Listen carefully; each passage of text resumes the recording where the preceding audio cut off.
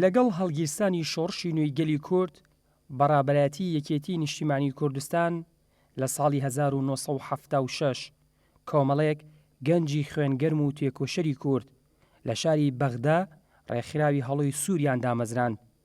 ملازم جوامێر سەرپەرشتی ئەو ڕێکخراوەی دەکرد. ئامانجی ڕێکخراوی هەڵۆی سوور هۆشیارکردنەوەی خەڵک بوو بۆ بەرەنگاربوونەوەی ڕژێمی بەحس و بەرپەرچدانەوەی سیاسەت و پیلانەکانی ئەو ڕژێمە و ئەنجامدانی چالاکی جۆراوجۆر لە ناو جەرگەی بەغدای پایتەخت. ڕێکخراوی هەڵۆی سوور لە ماوەیەکی کەمدا توانیان ببنەجێی ئومێد و باوەڕی کۆمەڵانی خەڵکی کوردستان و چالاکیەکانیان دەنگی دایەوە و ترس و دڵەڕاوکەی زۆری لای بەعسیەکان دروست کرد. تێکۆشەرانی هەڵۆی سوور هەوڵیان دەدات بەرپرسان و نۆکەرانی حیزبی بەعس بکەنە ئامانج و بیان کوژن و دەیان چالاکیان لە بەغداد ئەنجامدا.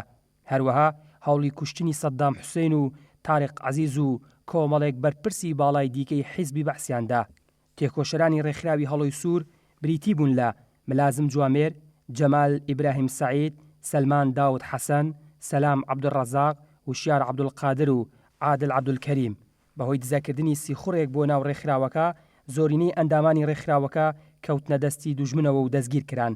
شەید سەلمان و شەید ملازم جوامێر هەوڵی دەربازبوونیاندا لە گرتوخانەی ئەمنی گشتی بەغدا، بەڵام شەید سەلمان بە برینێکی سەختەوە و ملازم جوامێر لە یەکێک لە کۆڵانەکانی نزیک گرتوخانەکە دەستگیر کران.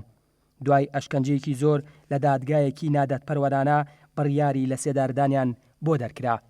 لە ڕۆژی 15/12 ساڵی 1970 دادگای سەر بڕژێمی بەعس سزای لە سێداردانی بەسەر ئەندامانی ڕێکخراوی هەڵۆی سووردا سەپان. تێکۆشەرانی هەڵۆی سوور بە دوو قۆناغ لە سێدارە دران. قۆناغی یەکەم هەریەک لە جەمال ئیبراهیم سەعید و عادل عەبدولکەریم لەسەر بازگەی ڕەشید لە سێدارە دران.